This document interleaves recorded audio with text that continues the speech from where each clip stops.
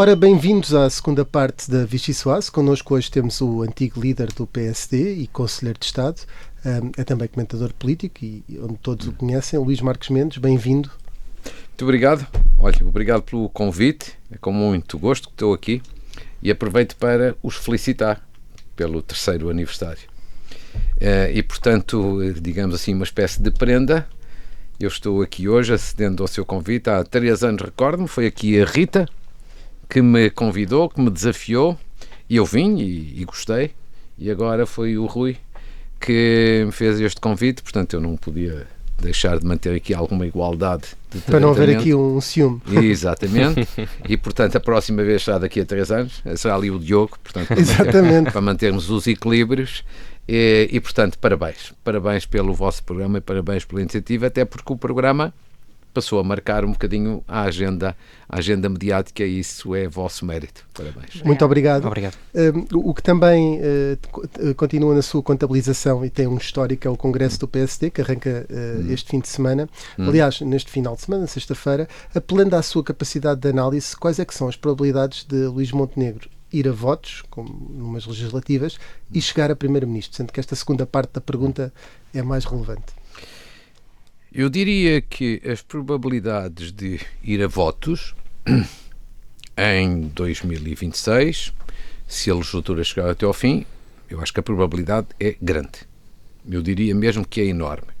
Ou seja, por outras palavras, perguntar-se-á, ele vai ser ou não um líder de passagem, de transição a prazo, vai resistir às eleições internas que terá novamente daqui a 2 anos? E a minha resposta é sim. Ou seja, conhecendo o partido e conhecendo o Luís Montenegro, eu acho que ele tem todas as condições para ser, agora, iniciadas as funções, ser o líder que vai até às eleições legislativas. É a minha grande convicção que isso acontecerá. De resto, acho que eu fiz já, um bocadinho essa análise em relação a Rui Rio. Já quase ninguém se lembra, mas quando Rui Rio iniciou funções, e apesar de eu ser muito crítico relativamente a Rui Rio, disse na altura que, do meu ponto de vista, ele iria ser o líder que iria até às legislativas. Bom, mas teve muitos altos e baixos, não é? Muitos baixos, aliás. Mas eu sublinhei. Eu fui muito crítico do Rui Rio desde o início. Pois. Desde o início. Mas uma coisa é eu criticar, eu contestar, eu ter até a minha opinião sobre a sua competência política. Coisa diferente é a análise. A análise tem que ser feita com frieza. E, na minha opinião, voltando agora ao tema, eu acho que o partido, de um modo geral, quando escolhe um líder, mentalmente, psicologicamente, instintivamente, escolhe-o para ir até às legislativas. Mas, por exemplo, esse exemplo que estava a dar de Rui Rio, de ter feito essa previsão também, de que ele iria a votos, acha que com o Montenegro vai acontecer isto que aconteceu com o Rui Rio, que foi permanentemente desafiada à sua liderança? Aliás, foi desafiada mesmo até em cima das eleições. Não creio. E temos que ir, portanto, por partes, porque depois falta a outra questão, que é de ganhar ou não ganhar eleições. Portanto, por partes, eu acho que ele vai daqui até ao fim da legislatura e, portanto, vai ser o candidato a primeiro-ministro do PSD em próximas eleições, sejam elas antecipadas, sejam elas no prazo normal. Segundo, a sua questão, ele vai ou não ser contestado, como foi Rui Rio. Eu julgo que as circunstâncias são diferentes e os personagens também são radicalmente diferentes. Não. Eu julgo que Montenegro tem condições para fazer uma unidade bastante forte dentro do partido. Ou seja, eu não antevejo nos próximos meses ou nos próximos anos grande turbulência no PSD. A derrota nas europeias não pode precipitar uma saída no final deste mandato? Não necessariamente. Primeiro, abaixo dos 20% seria dramático? Por exemplo, abaixo dos 20%, sim, abaixo dos 20% isso seria dramático, isso sem dúvida. Teria que sair? Não sei se teria que sair, mas quero dizer, eu acho que esses cenários não me parecem muito viáveis. Mas, em qualquer circunstância, o meu ponto de vista relativamente às europeias é assim: as eleições europeias são eleições sui generis, atípicas. Vota pouca gente, vota normalmente o núcleo duro dos partidos. Terceiro lugar, de um modo geral, a meio de uma legislatura funciona um pouquinho de cartão amarelo em relação ao governo. E eu acho que é este o retrato que vai acontecer nas próximas europeias. Vai haver uma tentação de algumas pessoas, se muitas, se poucas, é cedo, veremos na altura própria, para exibir um cartão amarelo em relação ao governo, como quem diz, estamos insatisfeitos, queremos mudar alguma coisa. Eu acho isso previsível. A dimensão é cedo ainda para ter uma ideia. Segundo, acho que vai votar também o núcleo duro dos partidos e, portanto, quem tiver maior capacidade de mobilização tem vantagem. Neste quadro, eu não acho impossível que o PSD possa ganhar as eleições europeias e, se não ganhar, ficar muito taco a taco, ela por ela. Portanto, tudo para dizer o quê? Suceda o que suceder, na minha opinião, Luís Montenegro vai até às próximas eleições legislativas, sejam elas antecipadas, sejam no prazo normal. E chega a Primeiro-Ministro, que era a outra parte. Bom, essa é quer dizer, eu espero que sim, eu desejo que sim, obviamente, como laranjinha, mas isso é muito cedo. Para ter uma análise minimamente, que seja minimamente séria, é muito cedo. É muito cedo. Quer dizer, uma coisa é o desejo, outra coisa é a componente da análise. Agora, acho que as próximas eleições legislativas vão ser muito curiosas e, portanto, ao contrário de muita gente, podem ser uma grande oportunidade para o PSD. Podem ser. Curiosas porque? Na minha modesta opinião, porque já não vai haver António Costa. Portanto, já não será António Costa a disputar as próximas eleições legislativas. Sejam antecipadas, sejam no prazo normal. E isto faz uma diferença enorme. Quando os partidos mudam os seus líderes históricos, que ainda por cima acumulam muito tempo no poder, isso normalmente funciona como um grande sinal de fratura, de clivagem interna e tem reflexos eleitorais. Portanto, o Partido Socialista tem em António Costa uma mais-valia. António Costa vale mais que o Partido Socialista. António Costa é uma mais-valia. Não é preciso ser-se do PS, basta ser-se minimamente atento para perceber isto. Portanto, o Partido Socialista sem António Costa vale bastante menos do que com António Costa. Nas próximas eleições não há António Costa. Segundo ponto, as próximas eleições já vão ser ao fim de muitos anos do Partido Socialista no poder. Bem, se forem no final da legislatura, são mesmo quase 11 anos. Ora, 11 anos é muito tempo. Em política é uma eternidade. Suscita desgaste, erosão e, portanto, perda de votos. Ou seja, em circunstâncias normais, porque António Costa vai sair, porque o desgaste do governo é grande, há grandes possibilidades para o PSD poder ganhar as eleições. É um ciclo com algumas semelhanças, sublinho, algumas, não todas, com o ciclo do cavaquismo em 1995, um ciclo muito longo, mudança também do líder histórico e tradicional. Isso ajudou a dar a vitória, propiciou a alternância, ajudou na altura a dar a vitória ao Partido Socialista. Eu acho que circunstâncias semelhantes podem ajudar o PSD a ganhar as próximas eleições. Em qualquer circunstância, digamos assim, este cenário tem que ser, digamos assim, atualizado mais tarde. Já falámos aqui um bocadinho das eleições europeias, mas de facto esse é o grande teste, primeiro teste de Luís Montenegro na liderança do PSD. Quem é que são os quadros que vê do partido que podem abraçar esta candidatura? Europeia. Não, esse exercício não vou fazer, muito menos a este tempo de distância. Isso mas para aí não falta tanto tempo. Faltam 2 anos, é uma eternidade. O líder está a iniciar funções agora.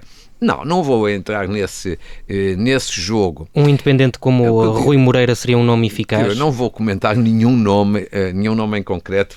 Você pode apresentar vários, mas não vou comentar. Essa questão não me parece neste momento relevante.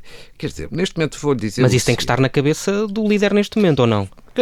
Quer dizer, tem que estar na cabeça do líder, sem dúvida. Se tem que estar na cabeça do líder neste momento, não é necessariamente obrigatório, porque ainda eu acho que ele tem bastantes outras tarefas mais importantes, sobretudo mais prioritárias do que essa. Eu tenho para mim o seguinte: o que suscita todas estas vossas perguntas é compreensível, é legítimo e tem a ver com esta circunstância analítica. Luís Montenegro é uma personalidade política normalmente muito desvalorizada. Mesmo já depois de ter sido eleito. Injustamente? Mesmo depois de ter sido eleito e com um resultado histórico que quase ninguém imaginava. Mesmo aqueles que achavam que ele ia ganhar. E, portanto, ele foi sempre uma personalidade política muito desvalorizada e continua a ser. E eu não, quer dizer, nem acho isso nem bem nem mal. Acho que isso até é uma vantagem para ele. Parte de expectativas baixas e normalmente em política quem parte de expectativas baixas até tem vantagens. Agora, na minha opinião, quer dizer, não é uma grande ideia desvalorizá-lo, porque não é uma questão de ser justo ou injusto. É uma questão de ser certo ou errado. Quer dizer, porque isto não é um problema de justiça ou de injustiça. Não, há muitas personalidades na vida política que foram desvalorizadas e que depois foram longe, e outras foram valorizadas e ficaram pelo caminho. Acho que não, é mais uma questão de, do ponto de vista analítico, ser uma tendência certa ou errada, sendo subjetivo. Eu acho que é assim. Luís Montenegro, eu acho que tem bastantes mais qualidades do que se imagina. Eu conheço-o bem. Há muitos anos. Tenho estima pessoal por ele e reconheço que ele tem um conjunto de qualidades importantes. Eu sublinharia 3. É muito corajoso. Eu acho que é o requisito político mais importante para se fazer uma boa oposição. É ser corajoso. Para se fazer política em geral e para se fazer política na oposição em particular. É o ingrediente mais importante. Quem não tiver grande coragem política, coragem todos terão, de alguma forma, mas quem não tiver uma grande coragem política, o melhor é nunca ser líder da oposição, porque é o lugar mais difícil de desempenhar que há em Portugal. Ninguém dá normalmente informação nenhuma relevante ao líder da oposição. Normalmente quem quer trabalhar com o líder da oposição fala ou às escondidas ou com a porta meio entreaberta, meio fechada e meio entreaberta para que não se veja muito. Por outras palavras, o líder da oposição é de facto uma personalidade que precisa ter muita coragem, porque é um cargo muito difícil de facto de desempenhar, gera muito desgaste, é muito difícil muitas vezes agradar aquela agremiação toda e sobretudo não tem poder para distribuir. Isto faz toda a diferença, é isto que faz a grande dificuldade. Ora, ele é corajoso. Segundo, eu acho que ele é uma pessoa bem preparada politicamente. Terceiro, ele é uma pessoa de facto com ambição. Ambição não é no sentido pejorativo de ser oportunista, é no sentido de ser determinado. Ora, isto eu acho que o vai ajudar bastante a ser líder da oposição. Pois veremos. Deixe-me só dizer-lhe que no seu caso o Pacto da Justiça foi público, que estava a negociá-lo com o PS de José Sócrates. Certo. Nem sempre é na sombra.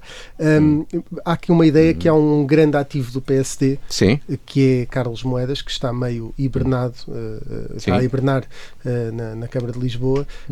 Este é o grande ativo do PSD para voltar a governar, ou esta liderança de Luís Montenegro vai fazer esquecer isso e não há esse momento de Carlos Moedas? Andamos sempre à volta do mesmo.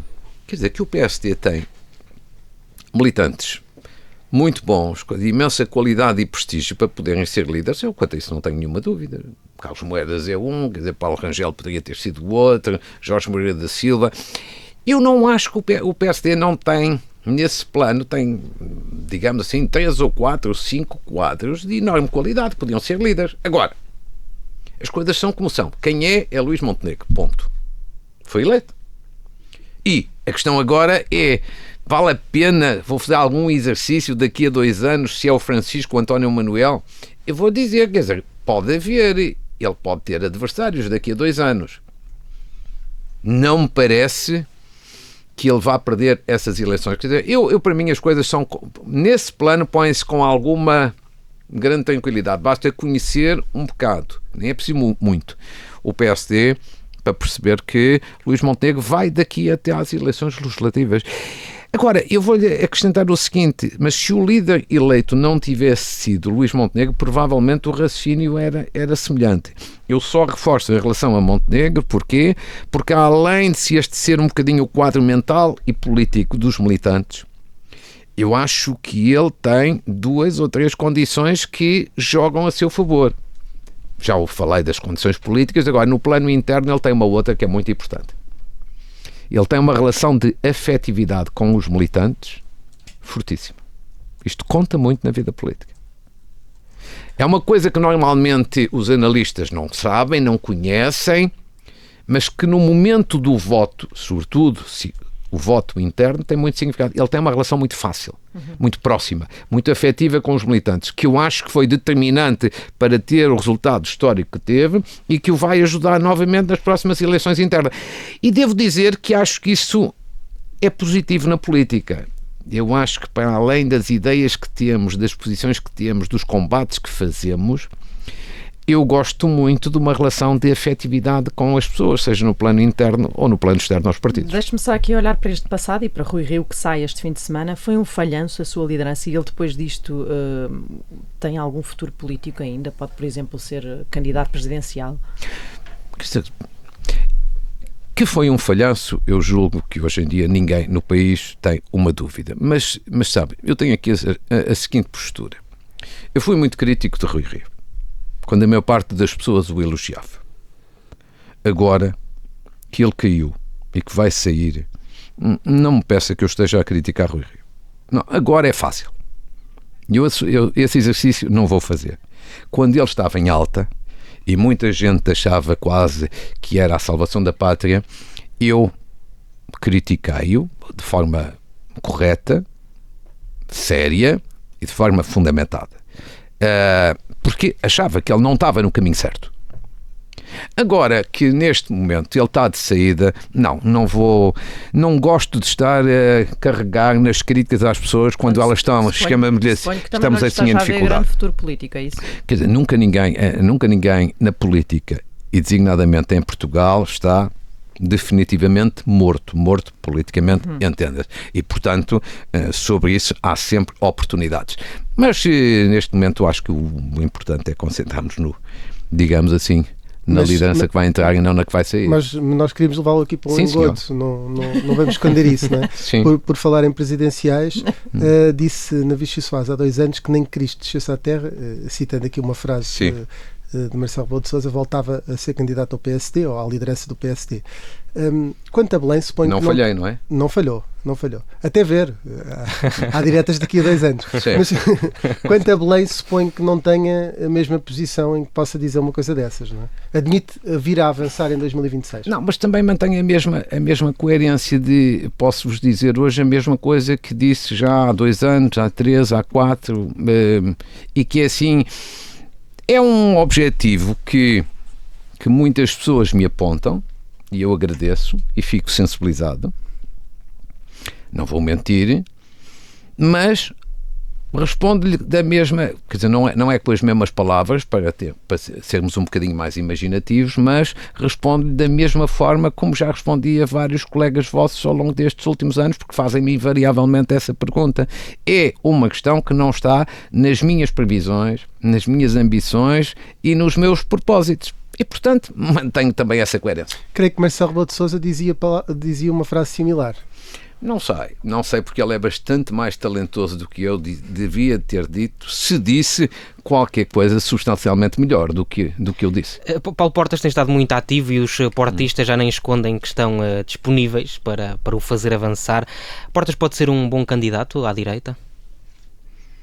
Quer dizer, então qualquer pessoa com o currículo e a experiência que ele tem, há vários, com certeza podem ser. Não vou estar neste momento a comentar coisas assim em abstrato. E será inevitável que haja um Presidente da República da ala mais esquerda, porque se isso não acontecer, a esquerda estará 20 anos sem um Presidente da República, mais de 20 anos sem um Presidente da República. Repare, quer dizer, essas questões que dependem das circunstâncias do momento. Sabe que eu acho muitíssimo cedo para, já ouvimos há instantes, para fazer vaticínios quanto a resultado de eleições legislativas. Eu diria que é exatamente o mesmo raciocínio em relação a presidenciais. Elas de resto vão ocorrer em circunstâncias normais, ambas no mesmo ano. E, portanto, se eu acho que é difícil tirar vaticínios relativamente a eleições legislativas só em 2026, acho a mesma coisa relativamente a eleições presidenciais. É rigorosamente o mesmo. Acho que falta tanto tempo. A vida política está tão incerta, instável e imprevisível que eu acho bastante arriscado fazer previsões a esse tempo de antecedência. Talvez na Vichy Soares, que já prometeu vir daqui a 3 anos, possa talvez anunciar aqui a sua candidatura a Belém. Talvez daqui a 3 anos eu aceito o seu convite para vir cá, sem dúvida. Hein? Marcelo tem-se queixado de falta de atenção mediática. O Presidente está menos influente neste mandato do que no anterior? Não, isso acho que não. Acho que não. Até acho que está mais influente. Acha que está mais? No que é que vê isso?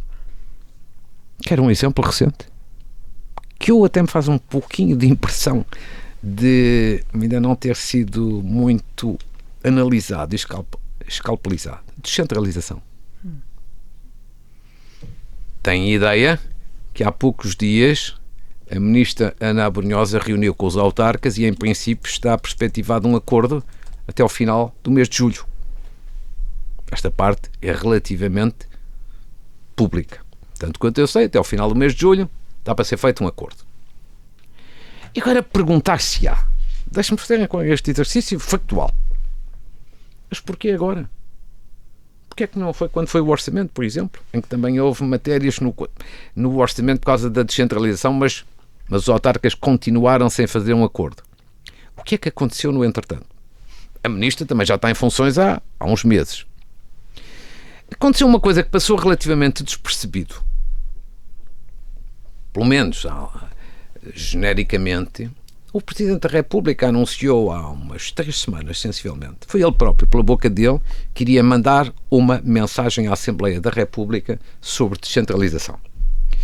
Eu acho que passou um bocadinho despercebido porque a palavra mensagem parece uma palavra normal. Na linguagem constitucional, uma mensagem ao Parlamento é uma figura constitucional. Raríssima. Raramente um Presidente da República usa uma figura desta natureza. Que me recorde, só uma, e teve um estrondo enorme.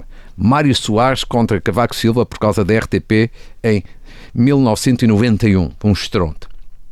Quero com tudo isto dizer o quê? Entretanto, o Presidente da República não mandou mensagem nenhuma. Anunciou, mas ainda não mandou. Nem sei se vai mandar. Mas eu acho que já não precisa de mandar porque já fez o seu efeito. Foi uma forma de impulsionar esse processo e esse acordo. A minha leitura política é essa. O que é que aconteceu, de novo, depois do orçamento onde o Governo tentou um acordo com os autarcas e não conseguiu? O que é que aconteceu para o Governo mudar de posição e vai abrir os cordões à bolsa e vai rever todo o processo, disse a Ministra, e eu acrescento, acho que esse acordo está previsto para ser feito até ao fim de julho. O que é que aconteceu no entretanto? A ameaça do Presidente da República, ameaça entre aspas, de que iria mandar uma mensagem ao Parlamento. Uma mensagem é uma figura excepcional, nunca este Presidente da República usou, e mesmo no passado terá sido usado uma vez ou outra, só me recordo desta de Mário Soares, e portanto, obviamente que isso ia ter um impacto negativo sobre o Governo, ia causar erosão, ia gerar desgaste, e eu acho que o Governo percebeu e antecipou-se. E é por isso que provavelmente já não irá haver mensagem. Isso poderá ser um sinal. E eu acho que é um sinal de influência. E pode ser um sinal de influência temos que acelerar.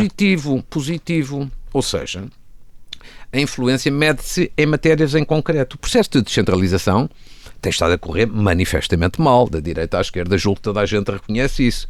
E acho que também toda a gente reconhece, da esquerda à direita, que é mau, que corra mal o processo de descentralização, porque é, por norma, um processo que deve ser consensual. Ora, se o Presidente da República se meteu para ameaçar com uma mensagem na perspectiva de que o Governo mudasse de opinião e conseguiu, eu acho que isso é bom para o país e mostra a sua influência. Em 3 meses de maioria houve já várias crises e o Primeiro-Ministro até apareceu algo crispado no primeiro debate parlamentar de política geral. Isto é estratégia ou é falta dela, esta crispação do Primeiro-Ministro? Muito rápido. É fruto da circunstância de termos um governo que tem 7 anos de vida e, portanto, já é, na linguagem política, um pouco idoso. E, portanto, isso gera alguma perturbação. Congregamos aqui várias perguntas numa só sobre precisamente essa desorientação de que fala de António Costa. António Costa está mais preocupado com aquilo que anda a fazer lá fora e com os vários eventos que vai tendo fora da Europa. Ainda acredita, disse em termos que isso era uma possibilidade, que ele possa sair a meio do mandato. Temos um Costa mais europeu e que está menos atento aos problemas nacionais e com menos mão no governo e nos problemas nacionais. Eu separo as coisas. Este governo é um governo eminentemente unipessoal. É o Primeiro-Ministro mais 15 ou 16. O que significa que quando o Primeiro-Ministro não está, quando o Primeiro-Ministro não está disponível, quando está ocupado com outras matérias, não existe governo e o governo não funciona. Este é o problema de ser um governo unipessoal.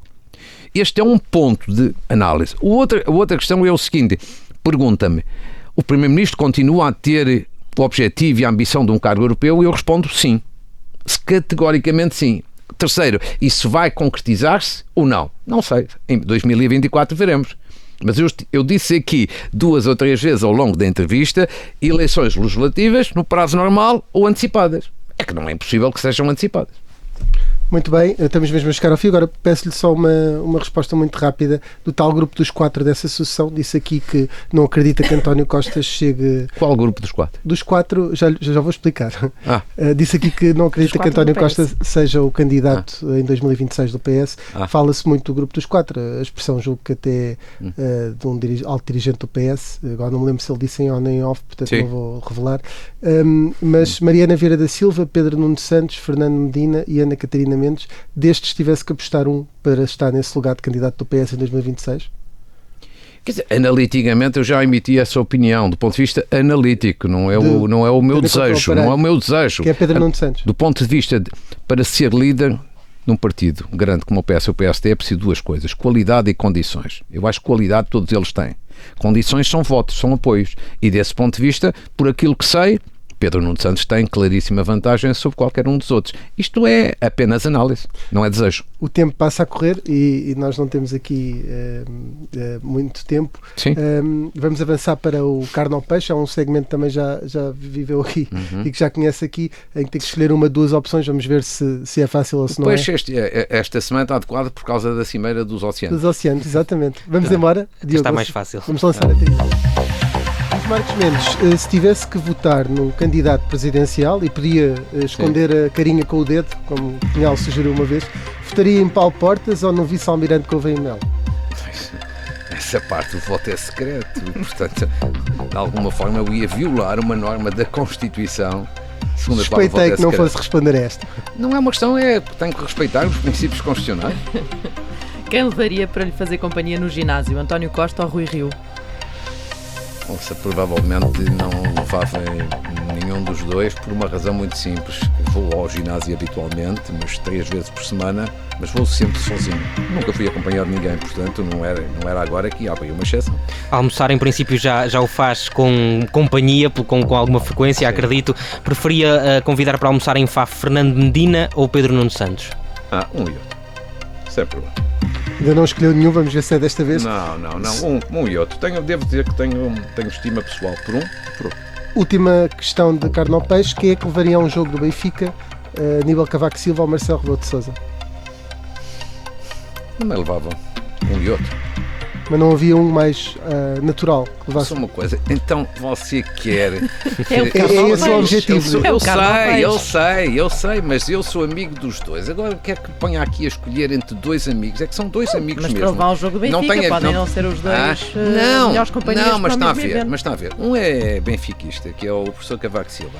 O outro também encarnado, porque sendo do Braga tem as mesmas cores. E, portanto, como eu sou amigo de um e amigo do outro, e para além da vida política, levava os dois. Está com uma diplomacia muito presidencial. Vou-lhe dizer que não sei se não revelou aqui pela primeira vez o clube de Aníbal Cavaco Silva. Não sei se é do domínio público. Mas pode ter a certeza que é do Benfica. Isso pode ter. Não sei se é do domínio público, mas pode ter a certeza. E como ele agora já não vai ser candidato a cargo nenhum, já está mais à vontade para essas inconfidências. Já está à vontade, porque há essa mania dos dirigentes políticos não divulgarem qual é o seu clube. Isso é uma coisa um bocadinho... Muito bem. Vamos avançar então para a sobremesa. A música que nos traz é Angie, do Rolling Stones, e gostava que nos explicasse o porquê desta escolha. Angie. Ouça, por uma razão muito simples. Eu tenho uma costela muito romântica. Posso não parecer... Os portugueses não conhecem essa parte. Os portugueses podem não conhecer muita coisa a meu respeito, também não tem mal nenhum, mas eu tenho uma costela muito romântica. E porquê é que escolhi esta música que é muito antiga, embora eu acho que seja lindíssima, porque foi com base nesta música que eu tive talvez a primeira dança, quando era ainda muito miúdo, com a minha mulher na altura início de namoro. Ali algures a seguir ao 25 de Abril de 74, ou seja, revolução, liberdade, o início do nosso namoro com esta música. Angie foi a primeira que usámos para uma dança dos Rolling Stones e é uma coisa sempre atual. Muito bem, é com o Angie e com esta nota mais pessoal do Luís Marcos Mendes que chegamos ao fim da Vichy Soase. Regressamos na próxima semana. Muito obrigado por ter Foi um gosto e parabéns uma vez mais. Muito obrigado.